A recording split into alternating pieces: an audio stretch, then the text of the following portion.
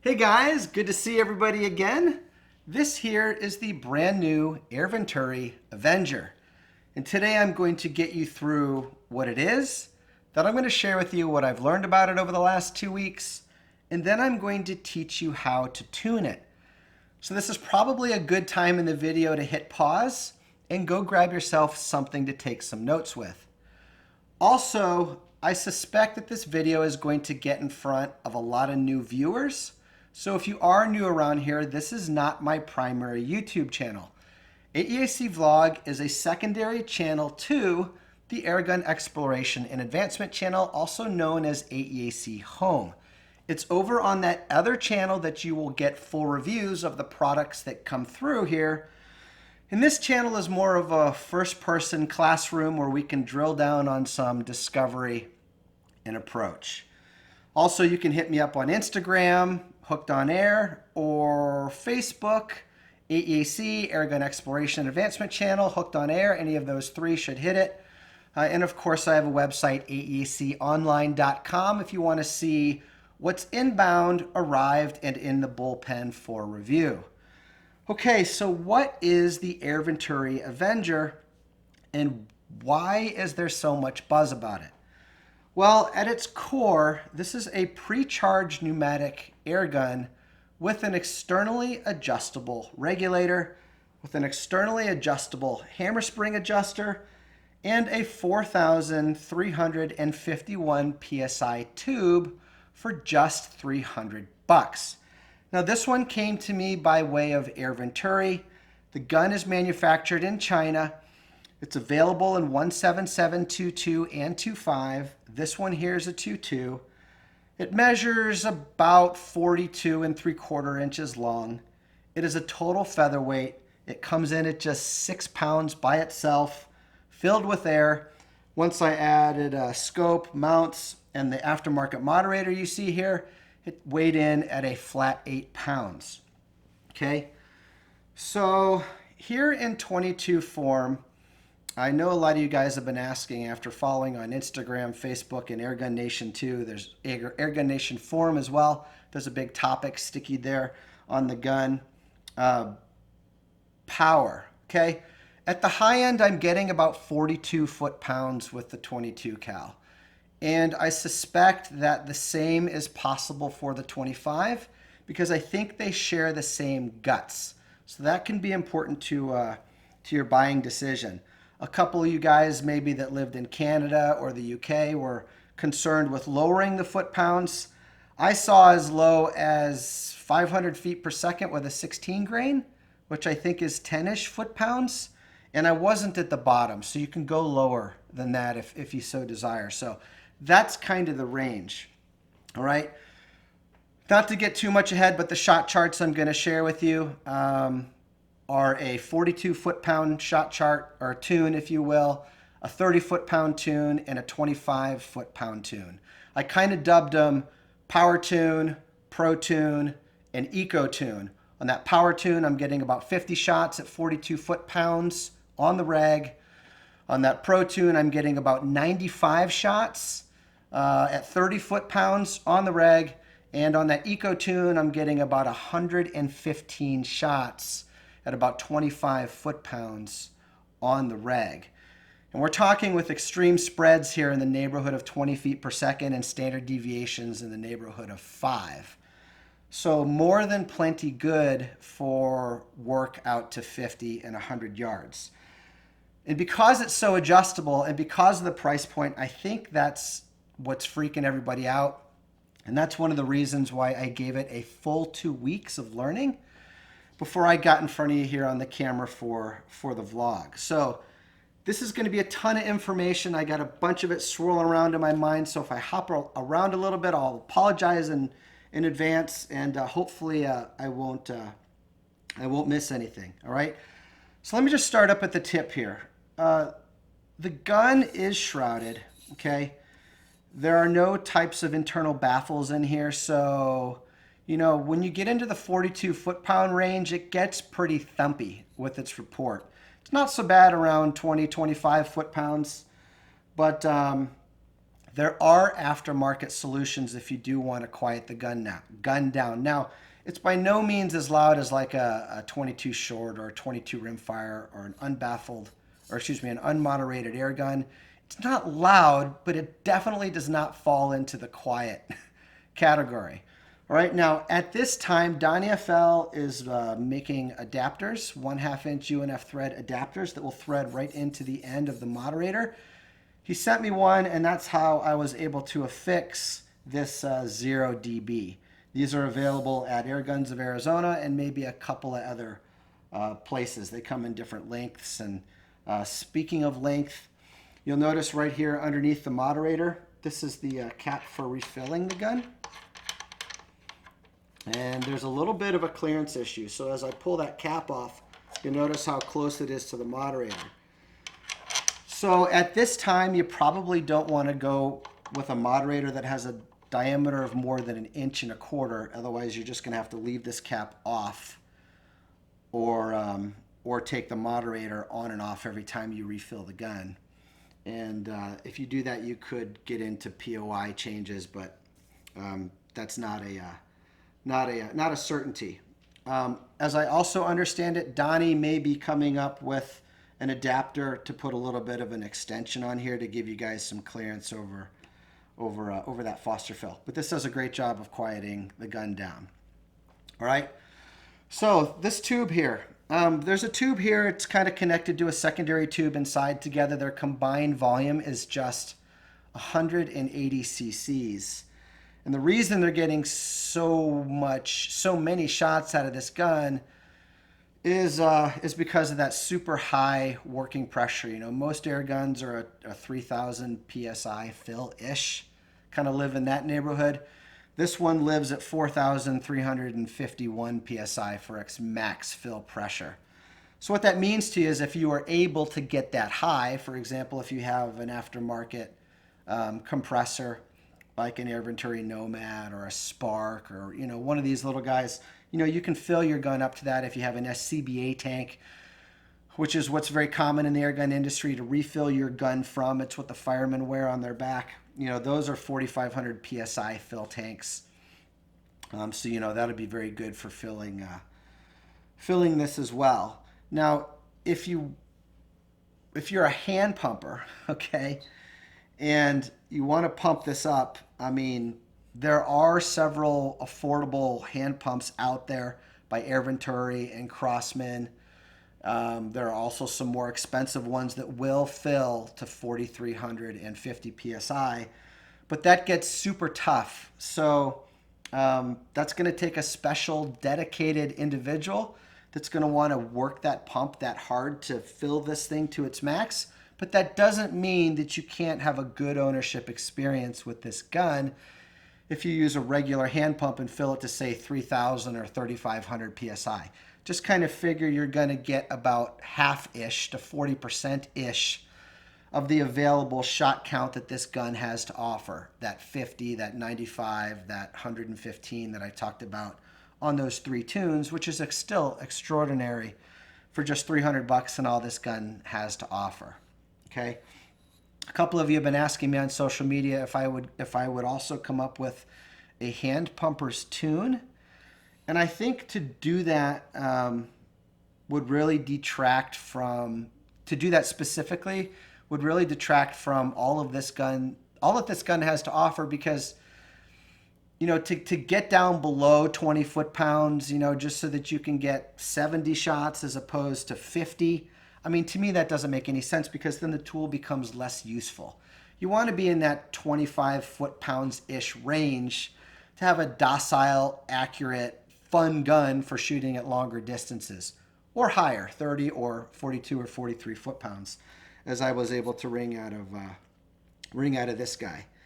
Okay, kind of moving on down here, and I'm also going to show you how to remove the shroud so that you can get to the barrel for cleaning.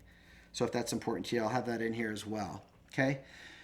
The stock is plastic. All right. And so as you heard when I picked it up, you know, just kind of managing everybody's expectations, you know, doesn't bother me. Some of y'all seem sensitive to that. it's a nice stock with really good ergonomics. It's really narrow. It fits the hand well. The balance with the bipod is right about here. It's a little bit further back when you don't have a bipod on here. All right. Speaking of the bipod, if you are going to own this gun, I'm going to strongly suggest you pick one up. This is an AEAC. This is very expensive. You don't have to have this. There are more affordable options out there. This one came from Utah Airguns. But built into the bottom of the Avenger is a little Weaver Picatinny rail to mount a bipod to. The reason I'm highly recommending a bipod for this gun, which is not something I always do, is because of how narrow it is, and because of how light it is, and because of how slick, the plastic is on this gun. Those three things are not your friend in the moment when you're trying to shoot a gun from a bag. They get top heavy, they get a little bit slick and move around on the bag. But I did all of my accuracy testing, which I'm going to share with you here, and all of my culling with this bipod on. So you can get a lot of performance out of the gun via the bipod.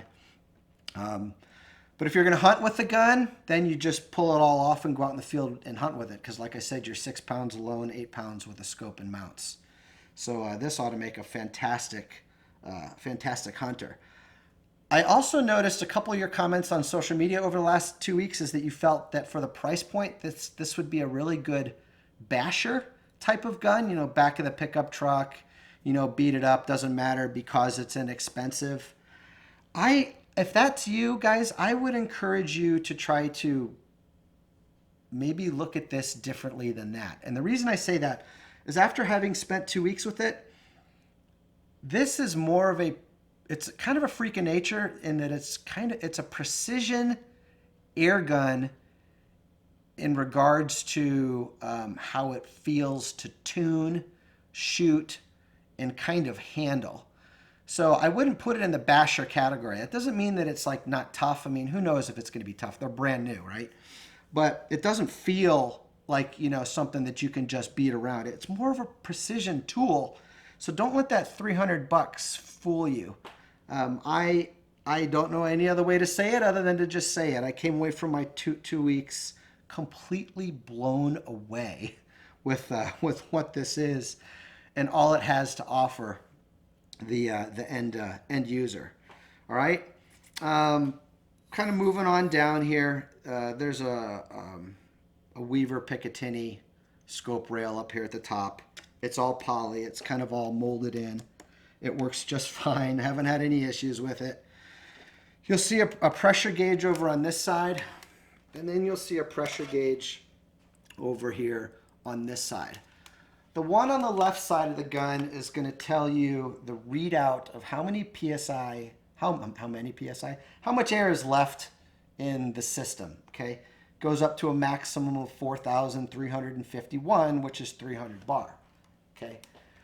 The gauge on this side tells you what pressure your regulator is operating at, all right? If you're new to air gunning, your regulator controls how much air the valve of the air gun sees. So that is a great tuning tool in moving your power band up or down and increasing and decreasing that shot count. With more shots, with more power comes less shots or less efficiency. Okay, with less power, you get to string that out. Okay, I would also encourage you guys, because this is just a 6-pound gun, and I run into this with the FX guns as well because they are so darn light, overpowering your gun is not always your friend when it comes to ultralight guns, because they tend to get flippy and bucky on the bags, bipods, in the hands. In my experience, 22 cals really kind of like to live in that 25 foot-pound range. They'll do well in 30 foot-pounds, but when you start getting up into 40, 45, 50 out of a 22 cal, they can get pretty bucky at this weight. So what makes it a great field gun can be a detractor when you're trying to do like prairie work or bag work or bipod work. So just something to keep in mind as a blanket when you're tuning. All right. This over here on the side of the gun, this is how you cock it. It's a side lever cocking gun. I'm going to shut up for a second and just let you listen to it without the creaking in the plastic up here. Okay, you noticed how smooth that was and how the effort was very minimal. All right, so there's that. And this is in the $300 price point, and that is not common in this price point. It's just not. It's the only way to say that. Normally there's grit there. It's really heavy. Not normally. Normally that can happen, has been my experience. And it tends to smoothen out as you get a lot of shots through the gun. Speaking of that, I've got about 3,000 shots through this gun in 2 weeks. And so far, it's purring like a kitten. All right. But this side lever cocking it's first rate, guys. You're not far off the big boys with this one. So that was kind of mind-blowing. Also keep in mind that as you tune your gun for more power, this gets heavier. So those 3 tunes I was talking about, that power tune, that pro tune, that eco tune, this is the pro tune that you're experiencing now from my culling session yesterday. And but when you get into the eco tune, this just gets like stupid light. And it just makes the gun that much more enjoyable to shoot because you've got a really fluid, light cocking stroke, a really settled gun as far as its flip, and things just get crazy easy and enjoyable. It really enhances the ownership experience, if that makes sense. Safety is manual, okay, which means it doesn't auto reset each time you cock the gun. It's right here. It's light, it's precise, and it feels expensive. All right, so there's a lot of good things going for this. All right, in the slot here, the gun, at least my gun, there was about 20 that went out to a bunch of the content creators. Speaking of that, if you're waiting for this, I called Pyramid Air this morning. Excuse me, Air Venturi this morning, and the first batch is supposed to arrive next week. It was held up in customs. That's what all the delay was about, but now it's on the move again. It got through customs, and it'll be at Pyramid soon. So what that means to you guys is it'll be shipping soon. And there's another big batch right behind it because of how long that first batch took to kind of get through all of the minutia. The 177s are sold out, not because it's the most popular, but because fewer of them were made. There's plenty of 2.2 and 2.5 left at this time. A couple of the other reviewers are reviewing 2.5s. I requested the 2.2. Specifically because of the weight of the gun. I had a suspicion that the 2.5 and 2.2 were going to make the same amount of power because typically in this price point, they don't revalve, retransfer port, and respring the gun across those different calibers. You know, it's a cost-saving thing at the manufacturing level. And it looks like that hunch is turning out to be right. So wrung out, you're about 43 foot-pounds with either. And if that's the case for long range work, I'm going to be favoring a 22. In close, if you need that extra stopping power, probably a 25. It's really just totally up to you. This is my personal preference. And we'll get into more of why that is. Sorry, guys, I got an eyelash that's very itchy. Make a wish, right? Okay. Trigger. It's good. It broke at about 2 pounds out of the box. The owner's manual that ships with the gun it's exemplary. Okay, it takes you through how to adjust the trigger. There's 3 adjustment screws on it. This kind of freaked me out. All right, this is something that you don't see really at all. It's very rare, but you can actually access all 3 adjustment screws through the molded in plastic trigger guard, in case of any of you are working. The trigger feels like it's metal. And that's a great thing. So you don't have to take the stock off to make adjustments. All right. That being said, it came from the manufacturer adjusted darn close to ideal. Of those 3 adjustment screws, 2 of them were maxed out, which means it's giving you really the best break weight that it can as far as sear engagement and all of these types of things. The screw in the middle, I think, is hooked to some kind of like tensioner spring that gives you kind of an overall. And as you remove that screw counterclockwise, it tends to lighten the brake. But it also hit a point of diminishing return for me. Also, as I pull the trigger kind of up, it brakes at a lighter weight than when I pull it straight back. I'm not sure why that is. I've also noticed that with some of the Quattro triggers through Hatsan.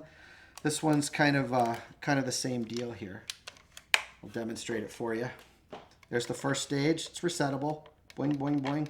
Comes up against that nice stop. It's super light. And with just a little bit of creep to work through, it brakes at about 2 pounds out of the box. Now, by finessing that middle screw, I forget how many turns it was, but I started going clockwise about a quarter turn at a time. And I was able to get that down really close to a pound. I think it was like 1 pound, 4 ounces, 3, 4, 5, 6 ounces, something like that. So the trigger is better than good. It's better than very good. It's pretty darn great. If I could have gotten that little creep before it actually breaks out of it, if I was able to tune that out, which I was not, I mean, I'm going with match grade as far as what I'm calling it.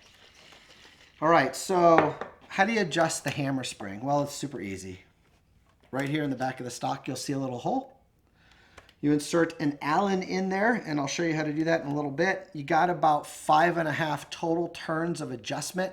So all of our references today will be made from screwed all the way out or counterclockwise to number of turns in to achieve that desired hammer spring that I'm going to share with you in these 4 different shot charts.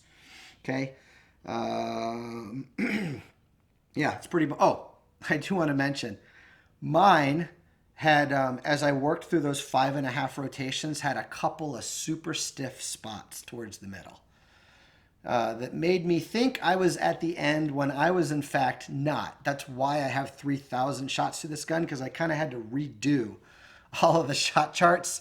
So don't get fooled by that like I was. If you get to a hard spot and you're in that screw all the way to the left and you're not 5 or so turns all the way to the right, you know, you've probably hit one of those hard patches. As I understand it, I'm the only guy that has those hard patches. The rest are kind of smooth operating, but that's the way it goes for $300, right?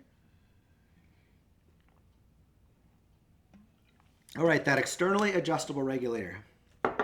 So by the way, that's kind of a big deal, that externally adjustable hammer spring. That's going to allow you to fine-tune velocity and power and dial in these charts as I'm going to share with you here in a minute. All right, on the bottom of the gun, you'll see an Allen right here, which is for purging the air in the air tube. It doesn't take much, maybe a quarter of a turn to half a turn. Counterclockwise opens it up to purge all the air from the air tube. You need to purge the air from the air tube if you are going to decrease regulator pressure. Write that down so that you don't damage your regulator, okay? That's in the owner's manual from the manufacturer, all right?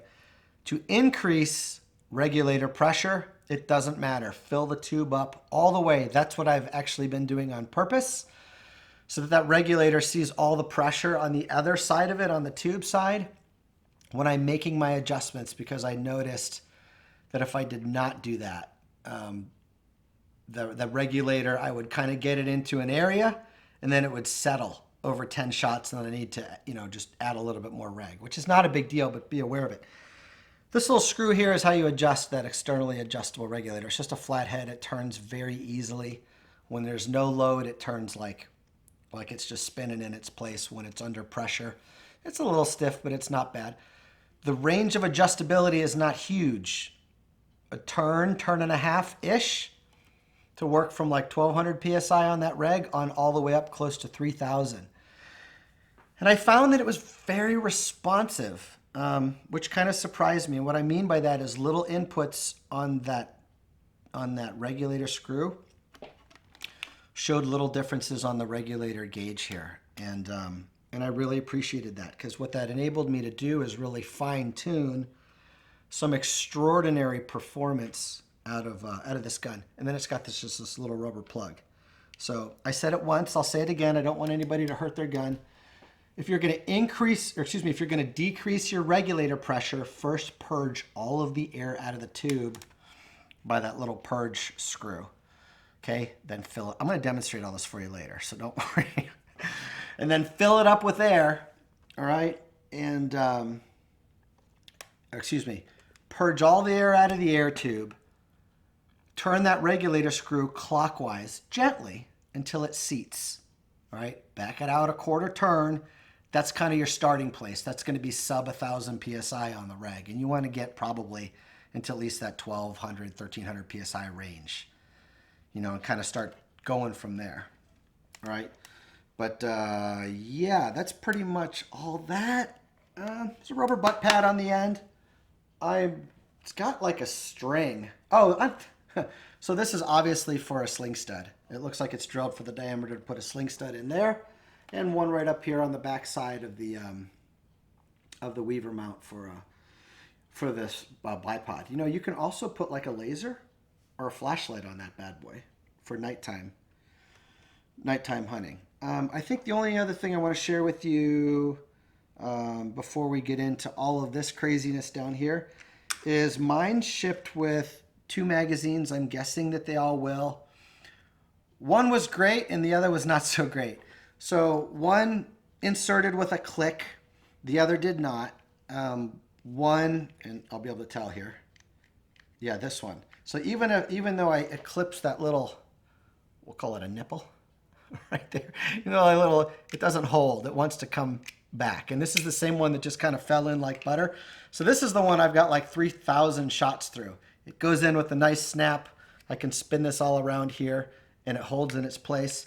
So I don't know if this one just needs a little tightening on that Allen. It may, but it was something worth mentioning. All right, 10 shot in 22. I don't know what the 177 and 25 are. You guys will have to look that up. Also comes with a metal single shot tray. All right, it's really nice. Kind of, it's got the designated caliber on the side, which is kind of cool. Nice detail. Just drops into place. That being said, I did not need this for any slug or any pellet, except I will say that the H&N Hornet, the Predator Polymags, they did not fit in the magazine. But all of these slugs and all of these crazy pellets did, to include these Sniper Magnums and the Rabbit Magnums and the pile drivers, and we'll get into all that. So I never actually used or had a need to use that single shot tray, but it's nice that it came with the gun. If you don't run a moderator, it's fine. Accuracy is phenomenal. Performance is there. Like I said, it's just got a little bit of a bark to it. This is the plastic plug that threads into the front of the shroud. I measured it. It's 9 millimeter. And I think the barrel sits probably about here. Okay. And then this sits up in here like so. So this adapter from Donnie FL fits super loose in this shroud for some reason. I actually sent him, I got 2 guns. I sent him one of these, and he's doing some due diligence probably to come up with something tighter. If you've bought one of his early ones, I just wrapped it in Teflon tape. Okay. And the reason I got 2 guns is I had a little bit of a leaky issue with the first one. So it is what it is, but there's that. This one's been great for 3,000 shots so far, so go figure. I think that's kind of the gun, guys. Up here on this top, I'm running a Hawk. This is their Vantage WASFIR. WA stands for wide angle. Its lens for the magnification and bell size gives you about a 21% wider field of view. It's been phenomenal. It's done exactly what I've told it to do. Been able to get on paper and dialed in without adjustable scope mounts at 25 yards, no problem. I'll have more of a full review of the scope over on AEAC Home when we're through all this. As you can see, I'm riding pretty darn close to the shroud with that 50 millimeter bell, which is a good thing. And that's using Sports Match T079 twist off mounts. Okay, twisting these on is all you need for a poly receiver like this. If you want to go a little bit further with a screwdriver, you can. Just don't go too crazy. It's not needed. I had success both ways, and all is well. All right, I'm trying to think if I want to get into ammo first, tuning first, or how to get to that barrel. I think I'll do the barrel piece at the very end so that you can see everything kind of put together. All right, so you probably want to know how it performed out of the box, right? It's basically good for 33 foot-pounds and 22 by about 90 shots out of the box. Reg pressure was set to 2,600 PSI, and I was about 2.75 turns in on that hammer spring adjuster when I backed it out to see where I was. Now, that all being said, I want to give you another blanket statement. I purposely did all of my tunes stopping at quarter turns, and they still came out pretty darn phenomenal. So this is not the end-all, be-all. There's still plenty of fiddling and fine-tuning for you guys to do if you pick one up and use these tunes as kind of a guide. But 32 foot per second extreme spread by 87 shots. You can actually look at the bottom of the graph. It actually falls off towards 89. So you're about 87 good shots with a standard deviation of 6.4. It's good for 50 and 100 yard work as it came tuned. That's filling to 4,350 PSI. So you hand pumpers figure maybe 40% of that if you go to 3,000-ish. Something like that with the OEM tune out of the box. What was interesting to me about this tune, and there's a little story behind this that I'll share with you, is, like I said, this owner's manual is super good. And it has a really good tuning guide in it that kind of tells you how to set it up for 177, 22, 25, as far as your reg pressure and where to kind of start with your hammer spring. It tells you the same thing for hammer spring. It tells you basically go to the middle each time, 3 turns, and go from there. But it asked in 177, it says set the reg up at 2,000 PSI for 22, 2,600, 25, 2,900. And so that kind of led me to believe that this gun was going to want to live in that 2,600 to 2,900 PSI range to make it the best gun that it can be. And so I spent a lot of time learning and tuning there. And as it turns out, that's not the case. All right. And we'll get into that. But long story short, I did all that due diligence. If you go over to the Airgun Nation forum or you follow me on social media, you'll see some shot charts that were put up and with my tunes and how I got there. And, oh, by the way, you're about 900 foot per second average with an 18 grain. So scooting, right? But if you go over to the Airgun Nation forum, you see like a first round of tunes that I put up. And I called Air Venturi and I kind of told them where I was at. And Tyler Patner, Pyramid Air's insider, if y'all don't know, he's the product manager over Air Venturi. So he's kind of the guy at the helm of this project. This is his baby right here. So it's got a lot of expertise behind it. And Tyler, he says to me, he says, Steve, he goes, I was playing around with a 22 yesterday. He goes, try setting the reg pressure to something like stupid low. And just tell me what happens. And I'm like, well, what do you mean? He's like, just do it and do your thing and let me know what you find out. So I did that, all right? And I came up with this, this eco tune. So I dropped the reg pressure all the way to 1,400 PSI, which is below 177 recommendation of 2,000 PSI, all right? I backed way off of that hammer spring, just a turn and a half on the hammer spring. All right, I threw a 16 grain in there. All right, so this is going to be a really good tune for your Hades, your Diablo, or excuse me, your Air Arms 16 grain, your JSB 1589, your Crossman Premier stuff, which is all 14 grains-ish. And if you want to get into Barracuda greens and Predator GTOs, which are 11, 12 grainish, if I remember, in 22, and like your H&N Terminator here, which is a 16 grain. You know, this is a really good tune for all this. Doesn't mean you can't use it on an 18 grain, but I probably wouldn't go too much higher.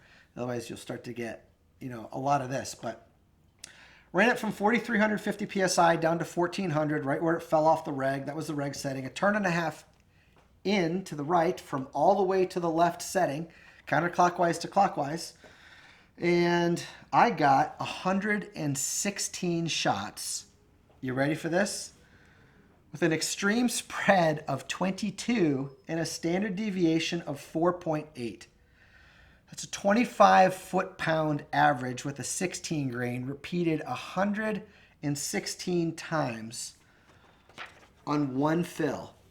And what was so cool about this tune is it made this cocking just like super butter light. The gun really calmed down at 25 foot-pounds. You know, that a lot of that flip went away that I was experiencing because it is so light, and you'll get more flip without a moderator. And it just got super enjoyable. Not that the power tune wasn't fun, but we'll get into that. And so if you're on the hand pump, I would recommend pushing a 16 grain to the 840 or so feet per second that this will do on this Eco tune. And that by itself, guys, is kind of mind-blowing. I won't put that any other way, but just look at that. You know, so if you're on the pump, I'd guess 40-50% of that on the hand pump. All right.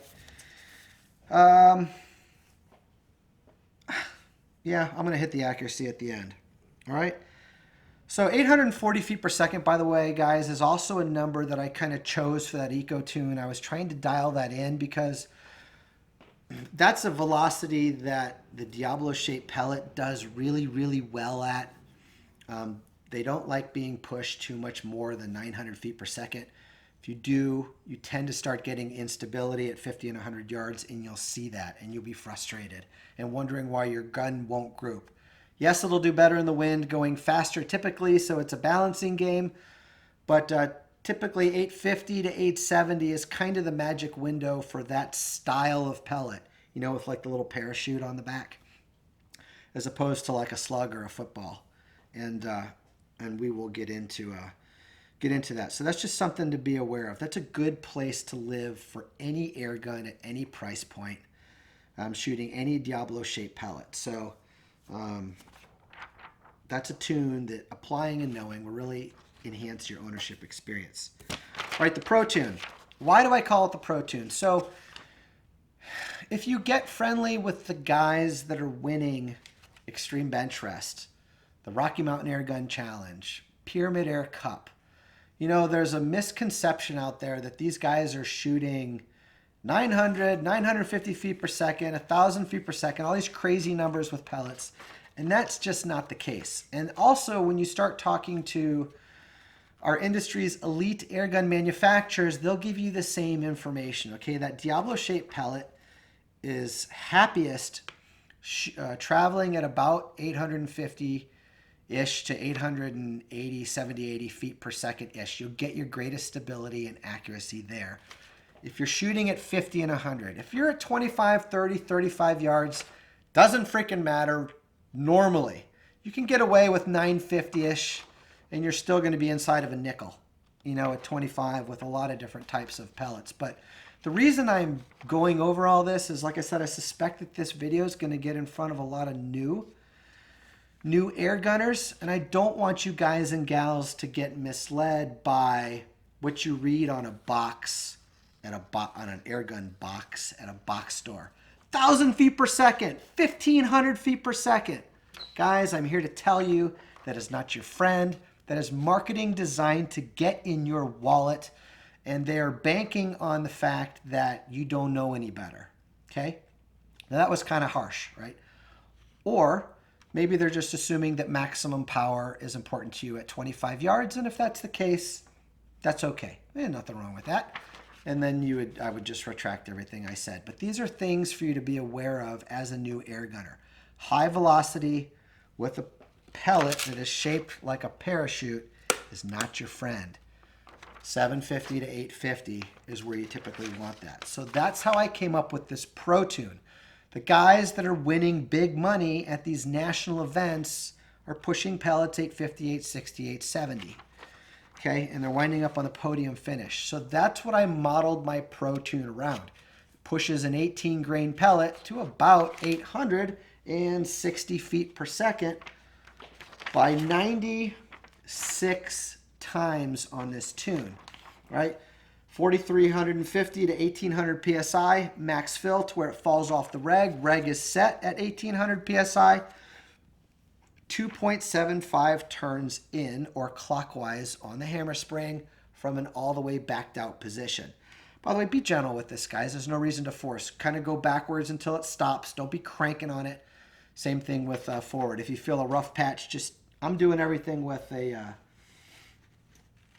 this so that I'm not hurting this. All right, and we'll get into that. All right, but the Pro Tune, this is a 30 foot-pound of energy tune with an 18 grain. That's perfectville for a 22 cal. All right, you're kind of pushing flip and stability and harmony at 30 foot-pounds. You know, it's not as tranquil as the 25, but you're also going to have a little bit more oomph to combat the wind, flatten you out a little bit when you're trying to go longer distances. These are all things that will help you as a shooter. So if I'm owning this gun, this is probably where I'm going to live, unless I want to get into slugs and some of these football projectiles over here, which we'll get into in a moment. All right. Freaky stuff. Extreme spread, 21 feet per second across 96 shots. And we're talking $300 price point here. All right. 4.8 foot per second standard deviation across all of those shots. So we've got efficiency, we've got power, we've got balance, we've got harmony, and we've got a tune that will shoot 18 grains very well, 860, 870. If you want to down weight to a 16 grain on this tune, 910-ish, still in the realm of very doable at 30, 35, 40 yards. May or may not be good at 50, may or may not be good at 100. You just got to see if the barrel likes the combo. Okay, so this is your bread and butter tune. This is how I'd recommend setting the gun up if you want to, if you're going to be an owner. All right, just really, really cool stuff here. All right. Okay, the power tune, what everybody wants. All right, so I spent a lot of hours wringing the gun out, trying different combos, and about 43 foot-pounds is the most I could get out of it with any combination of reg and hammer spring setting, and that's with a 25 grain projectile.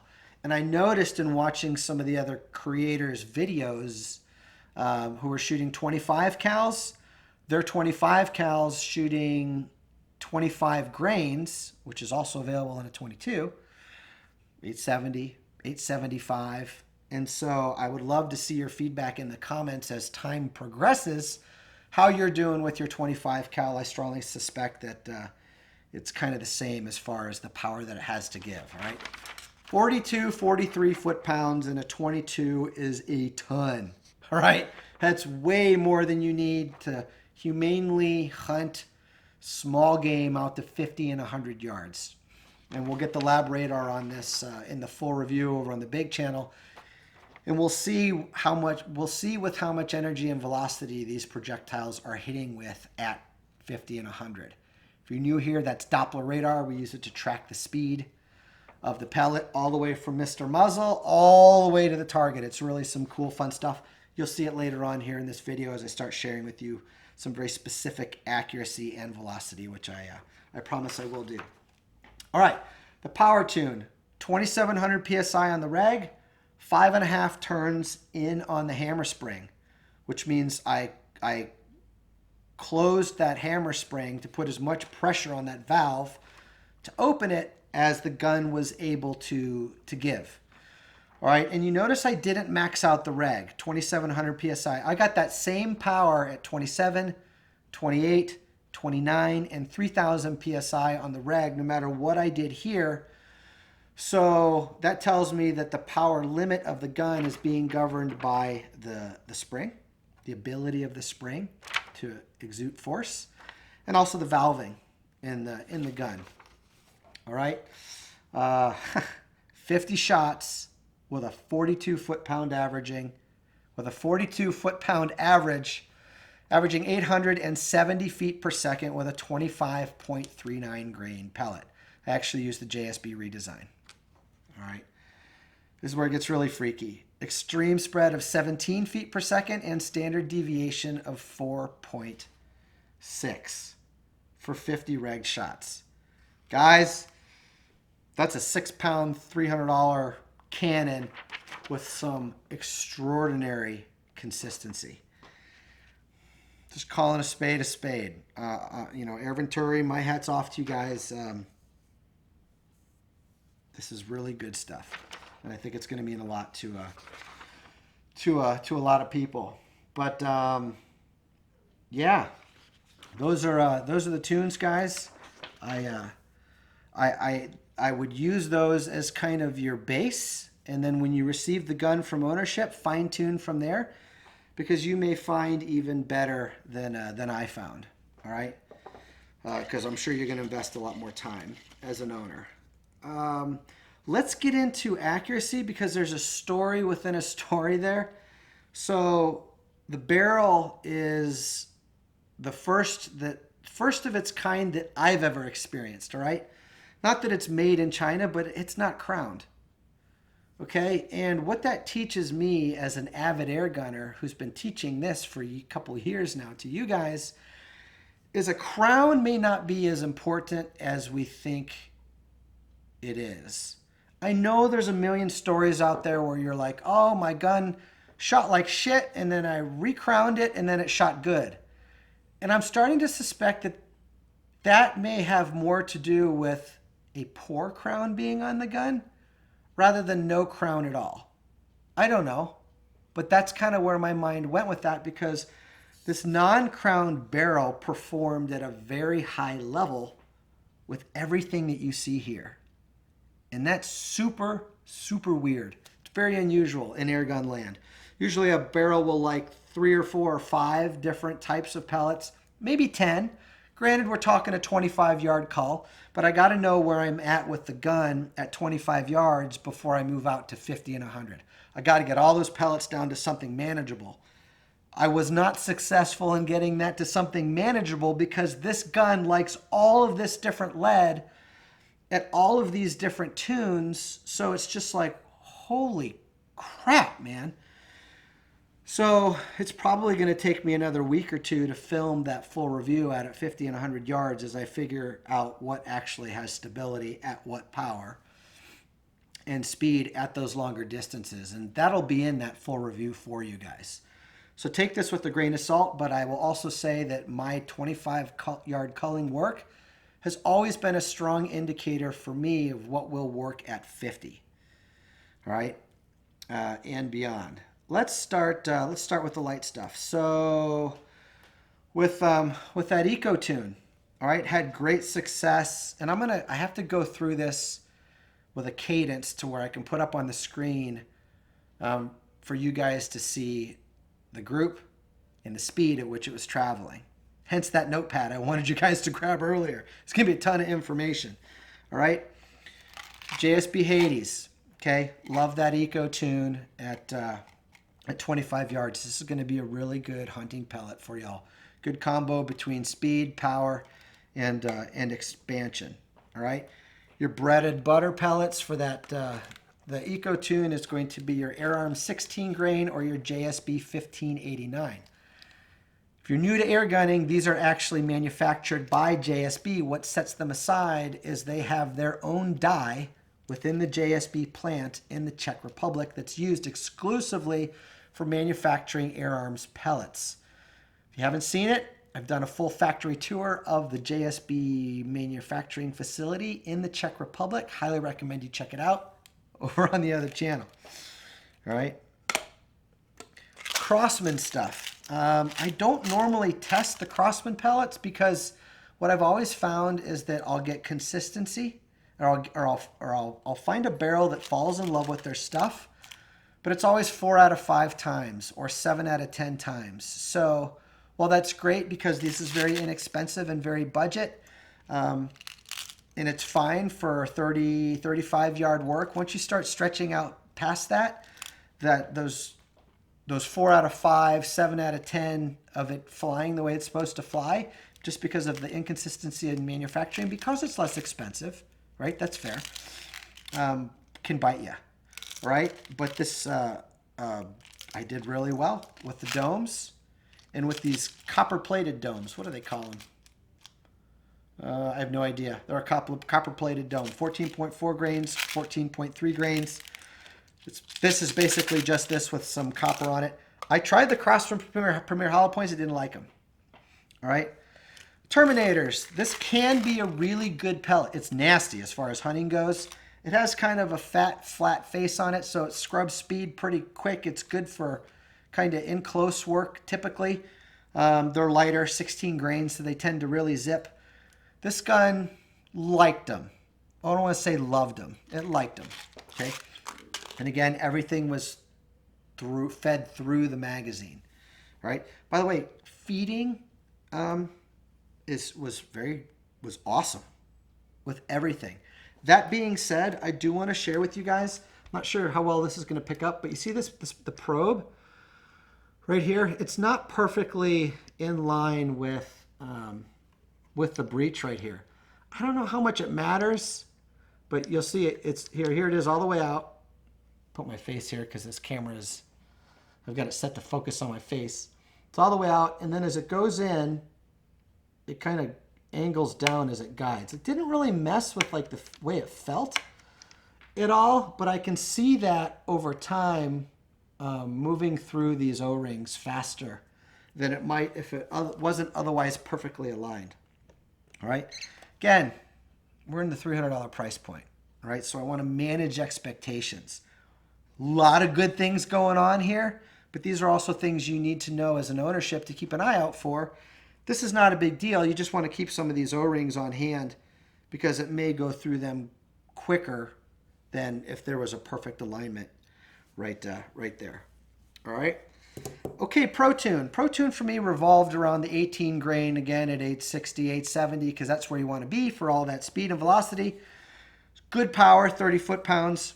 Okay. The tune you see here was done with the JSB 18.13 grain. Performed very well at 25 yards. Okay. This gun really liked the Barracuda 21 grain. And if this is the pellet you want to shoot, I would probably tune up a little bit to try to get that speed up. And it may not like it. Maybe it did so well because it was shooting at that really docile velocity, you know, not that 900-ish, 850-ish. But, you know, you could try these with a little bit more oomph because this barrel absolutely loved them. Pellet on pellet. Okay. Pretty much the same thing for the Sniper Magnums. This is an H&N pellet that's 18 grains that tends to do well in barrels that the JSB 18 grain likes. And I feel like a lot of people still don't know about this. This pellet is a total stud. Did very well. Okay. The gun did pretty good with the Barracuda Hunter and the Barracuda Hunter Extreme. I don't know if there's more accuracy to be found there. If you do some fine tuning with velocity, there may not be. I will also share with you all of these accuracy pictures that I'm putting up on the screen here for you. Guys, this was done with like thousands of rounds through this barrel. Not on a fresh clean. So for me, this is one of those barrels that performs very well, pretty mucked up. Where some, if you're new, like to be clean, some like to be dirty, some like to be in between. That's your work to do as the owner of your gun. But it did pretty good with these guys. On the ProTune, again, you might want to experiment with velocity because, you know, you're 18 here and you're about 20 grains over here. All right. And, of course, the Air Arms 18 grain is the JSB 18.13 manufactured in the Czech Republic with its own die. A gun that likes these may not always like these, and one that likes these may not always like these, vice versa. You really got to own them both. This one did fine with them both. All right, so that's kind of an oddity in and of itself. You know, this is a very forgiving barrel. A lot of these barrels can be fussy in air guns. This one is not. All right, stand by. I'm getting a little thirsty here.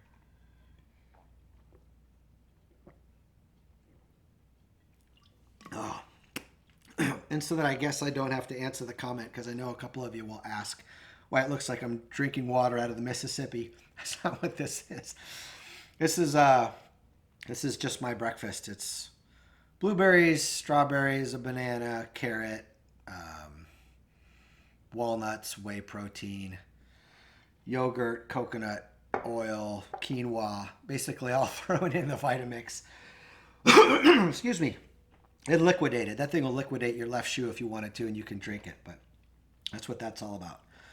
All right, so here's where things get, if they haven't been extraordinary enough with everything I've shared with you, this is where they get stupid extraordinary. So our industry, as of the last year, let's say, has really kind of taken a turn and started to march down a path of getting into a better ballistics coefficient, a better ballistics result when it comes to ammunition. And it's starting to move over towards airgun slugs. And the advantage to the slug is they do significantly better in the wind, regardless of speed. You do not have to push a slug to 1,000 feet per second. If you watch me over on the other channel, AEAC Home, we've shown you where you can get great stability and accuracy out at 50 and 100 yards at 750 feet per second with a slug. Oddly enough, they sometimes do just as well at 1,020 feet per second at 50 yards. That's a slug. It doesn't have that parachute on the back. It either has a boat tail or something kind of flat, and you get a much more slippery ballistic coefficient. It travels faster further, which means you're transferring more energy downrange, and they get a lot more slippery in the wind, which means when you have a crosswind or a headwind or a tailwind, you don't see so much movement as you do with a Diablo-shaped pellet, all right? So this oddity of a barrel absolutely loved airgun slugs and a couple of pellets that I've never gotten anything to like ever, all right, on that 42, 43 foot-pound Pro Tune, all right? And we'll just go through them, and I'll put the group pictures up. I'll put the speeds up so that you can get a feel for where you're at. This is all the Nielsen specialty ammo stuff in the back. Nick Nielsen, NSA. Hey, fantastic slug manufacturer, guys. Just got a huge variety of high-quality stuff for air guns, all right? Let's start down here, whoops, on the lightweight end. 17.5 grain slug, so lighter than the 18 grain pellet, right? Absolutely cooking. Did great at 25 yards. And the funny thing about slugs, guys, is they tend to carry the same or more stability as they move out. So, typically you would think that you would have a bigger group at 50 than you would 25, or bigger at 100 than you would 50. Slugs, they don't have the same wobble in their gait as Diablo-shaped pellets do. So a lot of times I'll shoot like a nickel-sized group at 25 yards, and the same thing will happen for me at 50. All right, so something for you guys, newcomers with slugs. Okay, it liked these 20.2 grain 216s. I don't know if Nick has these available to the public yet because he scribbled sample on the box here for me, but this barrel liked them. All right. The 23 grain 216. Okay, same story. Cooking. Absolutely did fine at 25 yards. Suggests that there might be something there for you at 50. All right. 23 grain 217. So the barrel likes 216s and 217s, and it's not crowned. That's not normal. Normally an airgun barrel will like one or the other, but not both. Maybe when I get out to 50, I'll discover that it likes the 216 or 217, right? But normally at 25 yards, I'm seeing significant differences that will tell a tale for what I'm about to see at 50, all right? Now we're 24.8 grains, right? So we're getting up to the weight of these JSB redesigned pellets, which is what this PowerTune shot chart was made with. All right. Did just fine with them. So now we're transferring a little bit more energy downrange because we've got some more weight to go with it. All right. That's a lot of different slugs from one manufacturer for a barrel to like that that also like pellets. Okay. You just normally see one or the other. We do see anomalies. The Hudson Neutron Star comes to mind.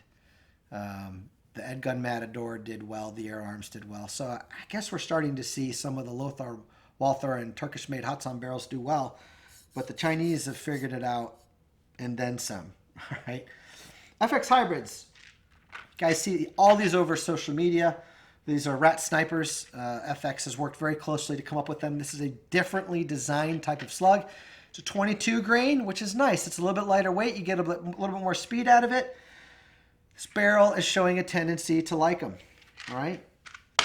Altaros. So this name may be new to you. They may be more synonymous to you with regulators. They come out of the Czech Republic. If you are familiar with the Predator Polymag and the Metal Mag and the Polymag Short, all right, these guys are the ones that put those little ballistic tips on those pellets that JSB makes in the JSB manufacturing facility in the Czech Republic. So they're friends, if you haven't figured it out.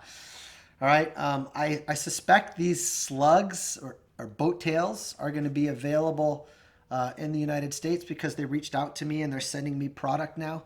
And they're going to start funneling product to me through JSB. And what makes this ammo special is that every one of these boat tails is turned on a CNC machine. It doesn't go through the typical manufacturing process that you guys will see if you look at my H&N Sport Germany and JSB Czech Republic manufacturing tour videos over on AEAC Home. So it's different. It gives them an extraordinary level of control. They sent me a 548, a 549, a 550. You're looking at the picture of what that did now. The gun's favoring the 5.48. That's a 31 grain football right there. So you talk about delivering some energy. This barrel loves them. These are new to me. This is the first barrel I've found that likes these so far. I think I'm going to be getting some larger sizes from these guys. They've indicated it to me. 5.1, 5.2, 5.3, hopefully. And so we'll just see what happens. But, you know, for what it's worth down the road, there you go. All right. H&N came out with its Slug HP a while back last year. This is not the Grizzly. This is completely different. I've had success with these in Lothar Walther barrels. I've had success with these in Hatsan barrels. I've had success with these in FX barrels. And now I've had success with these in Avenger barrels. Okay. These specifically, for some reason, shoot well between 750 and 900 feet per second. They fly very well slow. Don't know why, but that's been my experience in those videos. If you want to see them, the other channel, you guys can see for yourself. They're heavy, 27 grains. One's a 217 and 18, if I remember. Yep, 217, 218. Kind of hard to tell at 50 what it liked, or excuse me, at 25, but we'll just have to back it out to 50 and see. Nonetheless, the barrel showed a propensity to liking them. The new JSB Knockout, it is finally here, 25 grains. Whoa. Barrel loved them. Pellet on pellet at 25, and you're hurling those 25 grains, which is the exact weight that this shot chart was made in. However, there seems to be, it's either more friction in the barrel with this, or it doesn't seal in the barrel as well as this boat tail or parachute you see on the Diablo-shaped pellet. So velocity is less than this. Something to be mindful of, you know, ringing the gun out for maximum power. Okay. That all being said, the most power I got out of this gun was from the JSB Exact Diablo redesign. It's a Diablo-styled pellet with a modified skirt on the back. It's kind of a, excuse me, it's kind of a hybrid. It was extraordinarily accurate. It delivered the most power. I strongly suspect this is going to be one of the final pellets that make it into the full review at 50 and 100 yards over the coming weeks. The gun, absolutely, it sounded really good. You can tell when a gun likes something, it'll have a sound to it. It just sounds settled. Right? So here's where things go from extraordinary to extraordinarily weird. So all these guns that come through, I do all of this culling, and never in all my days have I had anything work with the H&M pile driver and the H&N Rabbit Magnum Power. And this monstrosity actually loved both of these things at 25 yards. This thing's a beast, 26 grains. This one's 30 grains. So you're lobbing them in there. I think because they're heavier, they're not moving as fast. Sometimes you need the muscle to get the power out of them. I think you're 40 foot-pounds-ish. I can't remember, but you can look at the screen and do the math and see where you're at. So, you know, when you look at all that, guys, I mean, what else is there to be said?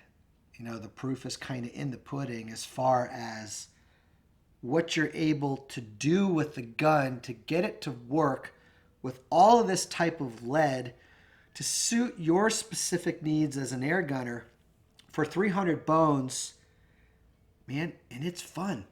I had every bit as much fun tuning this thing because it's easy and it's responsive and it does what you tell it to do, as I have, you know, some other guns that I've done tuning guides for. By the way, we all need to thank Air Venturi for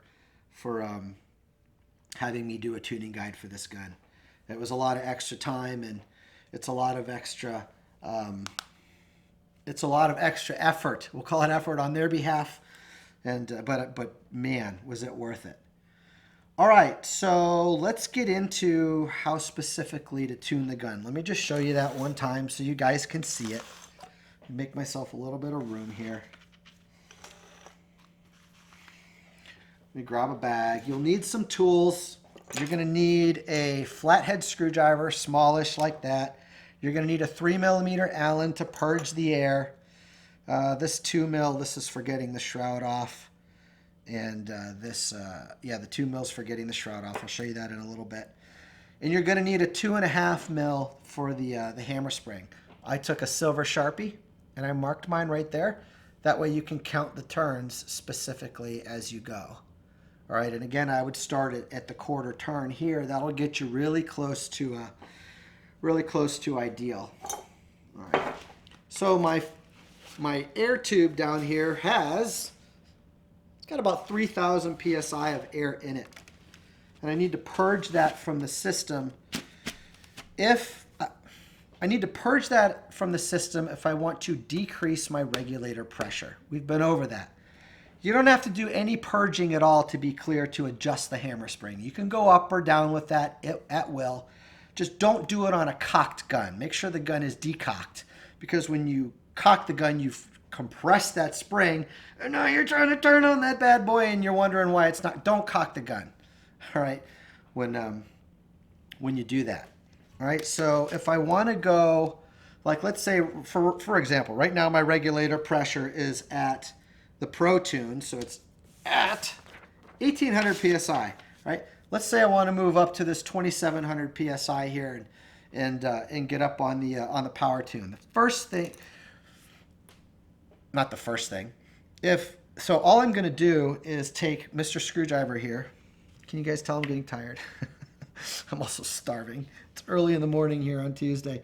You take the screwdriver here, you insert it. Come on, find your home. You insert it in the regulator adjustment screw, and you make little bitty turns, and you do it slowly. All right? So I'm just going to shut up and do this. You probably aren't going to hear anything, but maybe you might. I'll show it to you. We're on 1,800 psi now.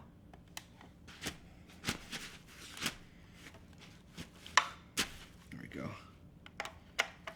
And let's say we're going to try to move that up to 2,700 psi. I'm going to start to move this counterclockwise slowly.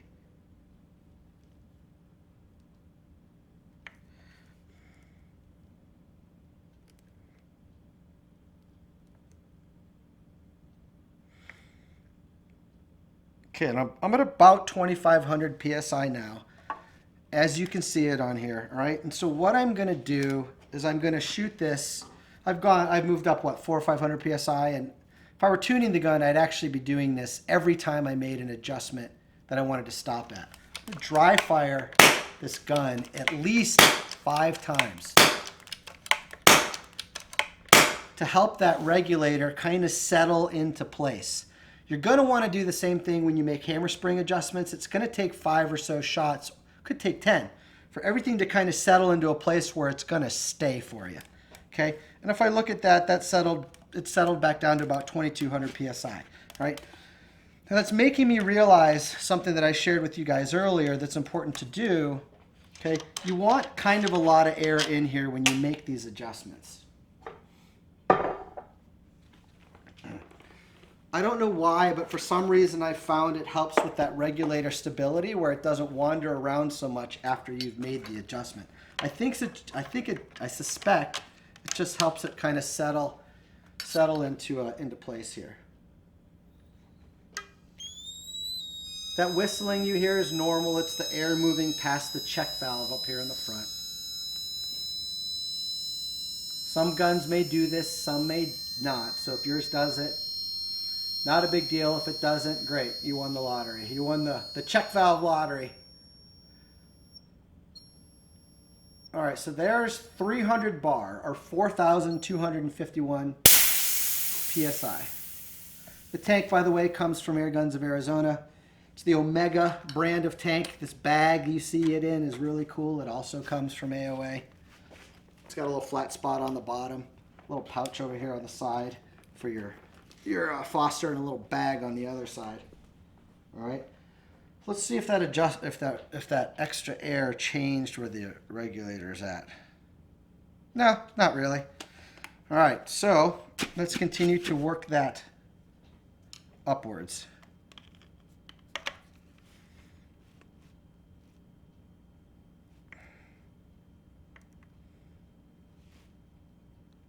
Magnifying glass might not be a bad idea for some of you old dudes. I was actually looking at this, blowing it up with my phone to see where I was at. Right, I'm going to shoot that 5 times, and yeah, it's settled right down to about 2,700 PSI or so on that reg, maybe a little bit lower. But that's the idea of how you adjust that regulator pressure up. You increase it. And if you're new to all this, this is a really tough thing to explain, but your regulator regulates the amount of air that your valve sees. Your valve controls how much air gets behind that pellet. So more air is more speed, right? More air is more power with a heavier pellet, all right? So when you increase your regulator pressure, okay, it becomes harder for that valve to open into that body of high pressure. So as you come up with your regulator pressure, you normally need to come up with your valve by screwing it in to create more tension on that hammer spring so that when it goes off, you have more force opening into that volume of air. You typically work them up together and you typically work them down together. And you'll find these like little nugget sweet spots of harmony as you go up or down where the gun really likes to live. And you'll hear that. You'll hear that in your tuning. So the name of the game is not to go as high as you can on the regulator pressure and as high as you can on the hammer spring and think you're going to get the most out of the gun. That's simply not how it works. It even kind of fooled me, a guy who knows how to tune for a little while, because I was going off of this that was telling me I'm going to want 2,600 to 2,900 PSI on the regulator for a 22, when the reality is I'm really wanting 1,400 to 1,800 as ideal. And if for some reason I need full burn with big heavy lead over here, then I'm going to move that up to 2,700-ish. Your experience may vary from that a little bit, but that's kind of where mine wound up being. All right, so just kind of keep that in mind.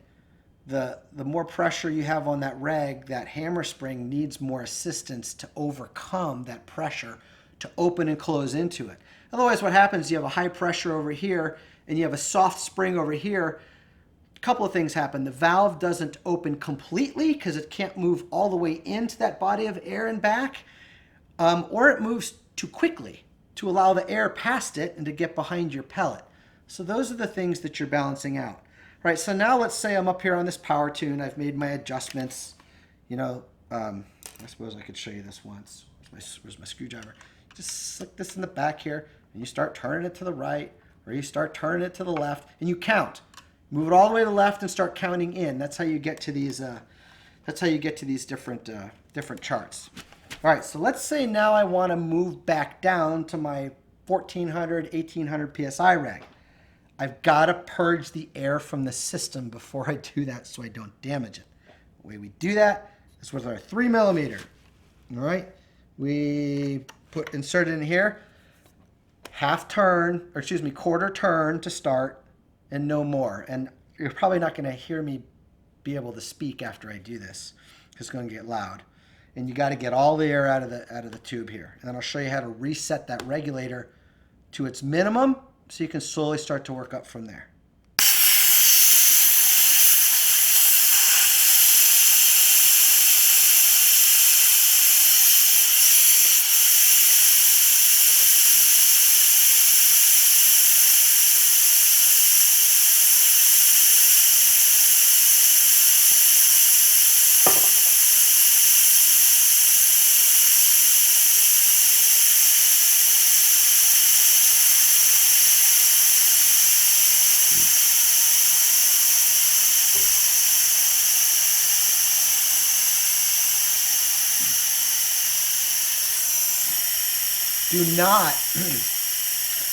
Do not dry fire the gun to get the air out of the tube, okay?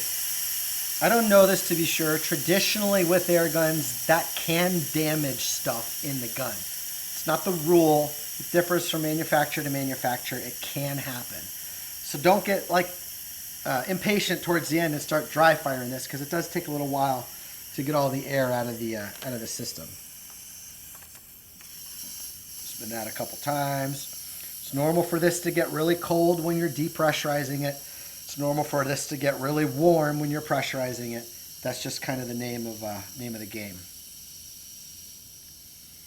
Okay, we're about out of air here. So to reset your regulator down to a minimum so that you can start working up, right? You take your screwdriver, okay, you insert it in here. Come on. Almost done here. We're just going to wait. We don't want to damage it. And I start to move that screwdriver clockwise, gently, gently. All right, until it seats. Not hard, just till it touches. All right, back it out 1/4 turn, so counterclockwise 1/4 turn. And that is your starting position for your regulator. That'll get you something stupid like 750 PSI or 800 or so PSI. Right now, I'm going to repressurize the tube, and now I can start making upward adjustments on my regulator. Maybe I'll move it to 2700 PSI for a power tune, 1800 for a pro tune, or 1400 for an eco tune, or your own tune, something completely different. I would encourage you to try even lower on the tune and all these in-between places to see what you come up with. All right? It's really important to close your air bleed screw before you try to fill up the air gun. Otherwise, you're going to get nowhere. Don't have to overdo this. It looked like I was cranking on it. I'm not. I'm just putting a little spring tension on that T-handle. All right, here we go. Let's try again. Go, baby. By the way, I'm not opening this all the way up to 4,000 PSI. I'm kind of stepping it up. Move it up to 2,500-ish. Let the gun catch up to 2,500-ish. Hear this little choo-choo. I've been getting this all along as I move through a couple of thousand pounds, and it's been going away. Things are going to hopefully seal back up in there. And there it goes. It's sealed. $300, guys. It's, you know, these are the kind of things that you're going to experience. You know, it's you gotta understand, guys. To have a $300 retail piece, there's probably, like, you figure, and this is just generally speaking, there's what, $100 in it for the manufacturer, $100 in it for the dealer, you know, and that's not including all of the tariffs we've got coming from Asia, and that's not including freight. So those numbers are probably insanely generous. So while you still get a ton for for the money, you know, you got to be fair with it and manage your expectations with some goofy little stuff you're going to get. All right, so there's all those PSI again. I put about 4,000 in it or so. And where my screwdriver be? All right, there it is. So now, as you can see, my regulator pressure, it's reading 0. By the way, the orange in here, I asked Air Venturi, I'm like, why is it orange in not a bad area to be in? And they said that that's just something the factory did. So doesn't mean that you shouldn't be there. All right, I'm going to insert my screwdriver, and I'm going to slowly start turning this counterclockwise to move that regulator pressure up. Let's move it up to the 1400 PSI for the Eco Tune here.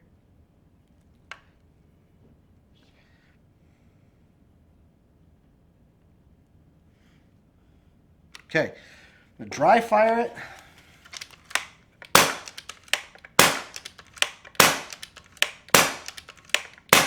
Okay.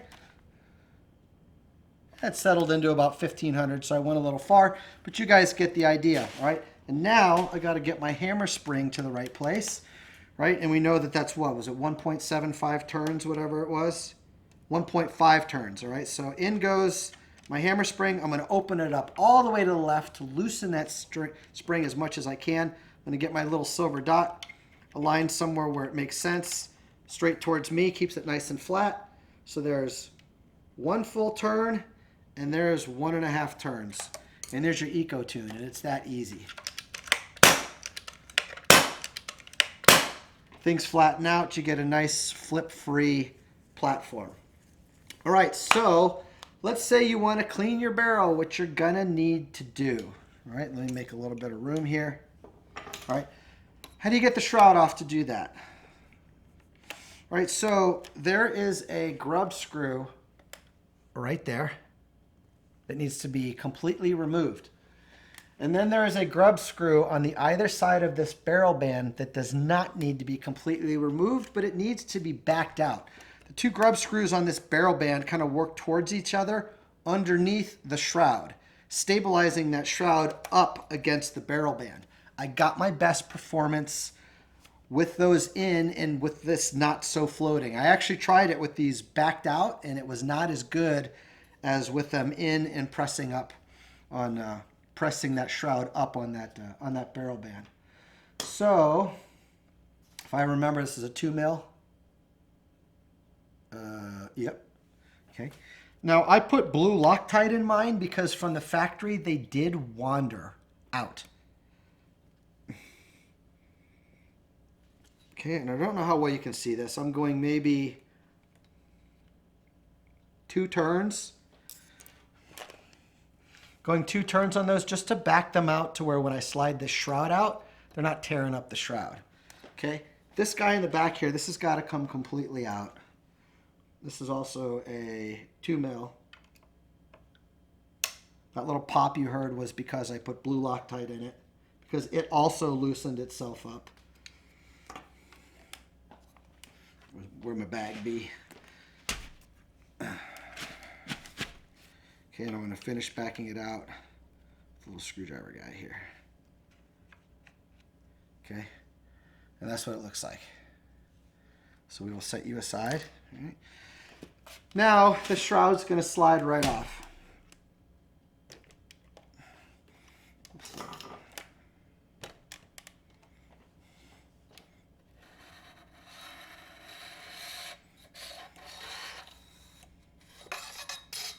Okay, and it's just an empty shroud. There's nothing to it. You can see on the bottom of it, that's where these 2 little grub screws bite to kind of push the shroud upwards into this band. So to get an idea, your barrel ends on the shroud. Whoops. About right there. All right, and I'm going to put the picture on the screen. That barrel is not choked, or excuse me, it is choked. It is not crowned, and that doesn't seem to matter. That goes against everything we've learned as gunners. But I'll be interested to see where this goes as we stretch things out to 50 and 100. So now it's super easy. I can open this guy up, put my safety on, okay, and now I can pull patches through here to clean this barrel. If you want to remove the barrel, I think you got to take off this piece of the receiver. I haven't fooled around with it yet. This piece right here, this is just a piece of plastic that acts as kind of like a barrel guide. I will tell you that the screw that is in here, this was pretty much hogged out from the factory. I don't know how or why, but it was. And so was the one that is in here holding the shroud on. This is poly. This is poly. I share that with you so that you guys are gentle with it on your own and you don't mistakenly hog it out. Put a little bit of blue Loctite in there and it seemed to give it enough clearance to give it some bite to where I could take a screwdriver like this and just gently lock it back down, even though it was fairly hogged, and it hasn't moved in like thousands of shots. So, it worked for me. But if you were to unscrew this piece would just slide right off. The reason I unscrewed it is it was on here kind of canted. I got it pretty straight now. It was kind of like meh over to the side, and I'm a little particular natured, so that doesn't work for me. So I wanted to straighten that out. I did not. I put blue masking tape on here so that I didn't change where it lived on here. And as you can hear, or you're gonna hear, big difference in sound. So this works really, really, really good. This is the 0 dB moderator. This here is the piece from the adapter from Donnie FL. This does not come with the gun. This does not come with the gun. These are aftermarket accessories. This is what you get with the gun. It's this 9mm plastic cap that sits right in there, and it makes this guy look like a cool little double barrel shotgun. All right. So I think, guys, we're going to leave it right there. What more can be said? This is a ton of gun for $300. It's a very tunable gun that responds very favorably to tuning inputs. You can get some extraordinary performance out of it as far as your tune and what I'm seeing with accuracy and what I'm seeing with range of power. And it's easy and it's fun to do. I had a blast. That's kind of one of the reasons also where I spent so much time with it. It was so much fun just to fiddle with it and tune it and watch the success kind of be born through the time spent. So if you're new, I'm going to say it once again, you'll catch a full review of this gun over on the Airgun Exploration and Advancement channel, my other YouTube channel, AEAC Home, where we'll get into some 50 and 100 yard and we'll drill down on some of this other stuff like trigger, sound, refill, and some other fun things. And that'll probably take me a week or two. We got a lot of rain coming in, but we'll just work around it best I can. So with that, I hope that wherever you guys are, whatever you're doing, I hope this video brightened your day a little bit. Thank you so much for spending all of this time with me. And I'll see you again over there in a couple of weeks.